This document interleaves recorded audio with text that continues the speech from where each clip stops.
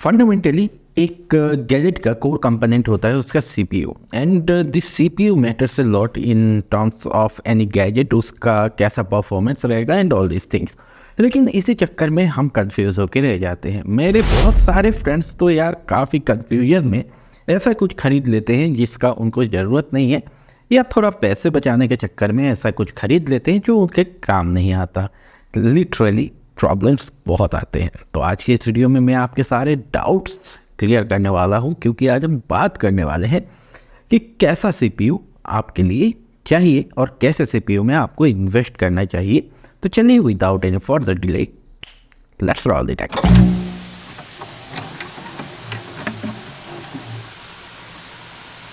Well guys, तो I no ये आपके अंदर भी क्वेश्चन आया होगा जब भी आप कोई गैजेट खरीदने जाते हो कि कौन सा सीपीयू मुझे चाहिए। Now as a tech enthusiast अगर आप थोड़ा बहुत जानते हो तो आपको बहुत सारी चीज़ें पता होंगी जिसके वजह से आप समझ पाते होगे कि कौन सा सीपीयू आपके लिए परफेक्ट रहेगा। लेकिन हर कोई इस चीज़ में स्पेशलाइज नहीं करता। लोगों को कन्फ्यूजन हो जाता है सीपीयू देख देख के i3, i5, i9, Ryzen 5, Ryzen 3, Ryzen 7, Ryzen 9, Intel core i7, ये वो सेलेरो, लेकिन कौन सा लें?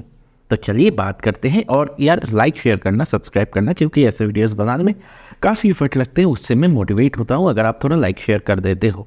और इसके अलावा सब्सक्राइब करने के बाद बेल आइकन को प्रेस करके ऑल नोटिफिकेशन सेलेक्ट करना, ताकि मेरे ऐसे वीडियोज़ का नोटिफिकेशन आपको सबसे पहले मिल जाए।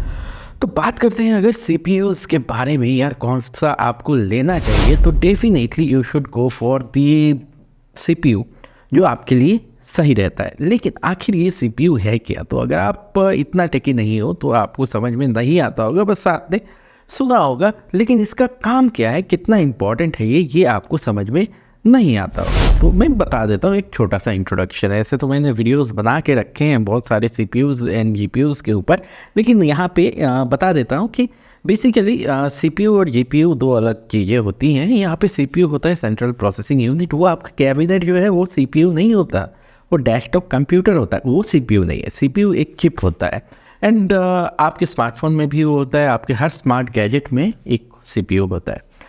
बेसिकली एक सीपीयू का काम ये होता है कि आपसे जो इंस्ट्रक्शन मिले हैं कंप्यूटर को या आपके स्मार्टफोन को या किसी भी गैजेट को, उसको प्रोसेस करके डेटा जनरेट करना। एंड यहाँ पे आ जाता है इसका टीडीपी, इसका क्लॉक स्पीड, इसका टर्बो स्पीड, इसका कोड, इसका थ्रेड मैटर करता है। चलिए ये जो कंपोनेंट्स होते हैं सीपीयू के वो बेसिक में समझते हैं। तो बेसिकली टीडीपी क्या है? तो यहाँ पे ये डिफाइन करता है थर्मल डिज़ाइन पावर, मतलब आपका जो सीपीयू है वो कितना पावर कंज्यूम करेगा। डेफिनेटली अगर आप एक मोबाइल डिवाइस ले रहे हो जैसे एक टैबलेट या फिर एक लैपटॉप या फिर स्मार्टफोन, उसमें आपको इस चीज़ का ध्यान रखना होगा। साथ ही साथ यहाँ पे अब बात कर लेते हैं इससे क्या फ़र्क पड़ता है। तो जितना ज़्यादा पावर कंज्यूम करेगा डेफिनेटली वो काम ज़्यादा करेगा, क्योंकि जितना ज़्यादा तेल फूकेगा इंजन उतना ही पावरफुल होगा। डेफिनेटली ये आप समझ गए होंगे। इसके अलावा यहाँ पे आता है टीडीपी के बाद अगर हम बात करते हैं यहाँ पे कोर आ जाते हैं। कोर क्या है? तो बेसिकली आप एक सीपीयू को समझ लो कि मल्टीपल सीपीयू एक आजकल के चिप के अंदर होते हैं, ठीक है। वो प्रोसेसर होता है, उसके अंदर मल्टीपल सीपीयू काउंट्स होते हैं। एक प्रोसेसर के अंदर हो सकता है आपको 4 सीपीयू मिल जाए, 8 सीपीयू मिल जाए, 16 मिल जाए, 3 मिल जाए, 2 मिल जाए, 1 ही मिले, 32 मिल जाए। ये डिफाइन करता है बेसिकली सीपीयू को जो कोर्स होते हैं ना। कोर्स अगर हम बात करते हैं तो ये आपके प्रोसेसिंग पावर को बढ़ाते हैं, क्योंकि ये पहले मल्टीपल टास्क को प्रोसेस कर सकते हैं। एक सीपीयू एक काम को करेगा, तो अगर 4 है तो 4 काम करेंगे। इसमें आगे एक और चीज़ आता है थ्रेड। थ्रेड बेसिकली क्या है? कोर्स के कॉपीज़ है, मतलब एक वर्चुअल कॉपी है कोर का, क्योंकि एक कोर जब फ्री है तो उसको थ्रेड से ये किया जाता है ताकि वो डबल पावर हो जाए। तो ये हो गया थ्रेड, ठीक है। मतलब सीपीयू को चूज़ लिया जाए, जितना उसका पावर है उसको यूज़ कर पाए हम लोग, तो इसलिए इसमें कोर्स के साथ थ्रेड्स भी होते हैं। मतलब कोर थ्रेड्स, ये सारी चीज़ें आपको समझ में आ गई। नाउ देखिए ये सारी चीज़ें तो ठीक है, लेकिन यहाँ पे तो आपके लिए कौन सा सीपीयू सही रहेगा? तो एज ऑफ नाउ आप बेसिक्स तो समझ ही गए हो। नाउ देखते हैं आपके रिक्वायरमेंट्स क्या है।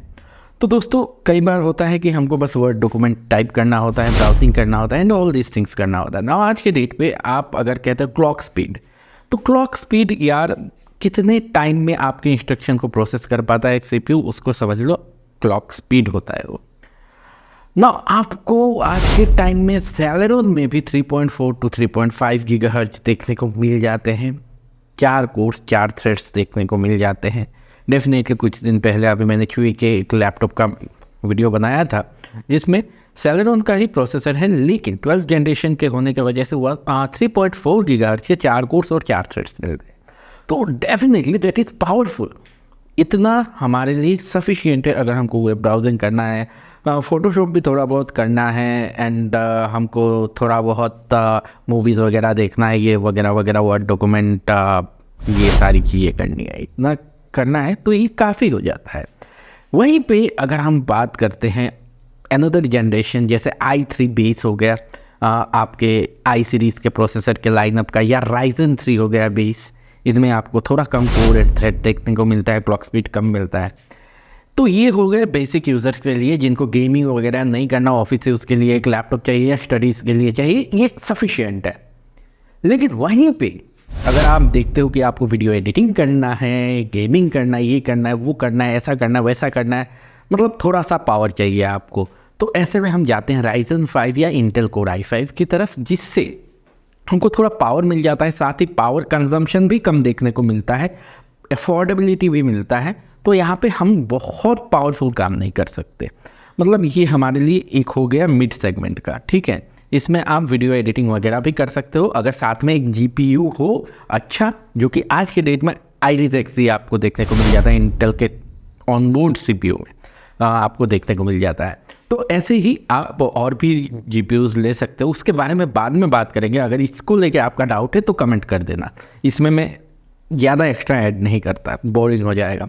इसके अलावा आप बात कर लो Ryzen 7 या फिर आप देख लेते हो इंटेल का Core i7 को, तो थोड़ा ये आपको पावर देते हैं, मतलब ये हो गया थोड़ा पावरफुल गेमिंग वगैरह, कंटेंट क्रिएशन वगैरह अगर आप करते हो तो दैट इज़ रियली एक ग्रेट CPU। आपका टाइम कंजम्पशन कम होता है, आपको कोर्स एंड थ्रेड्स ज़्यादा मिलते हैं, लेकिन पावर कंजम्पशन ज़्यादा हो जाता है, इसमें कूलिंग भी बढ़िया चाहिए।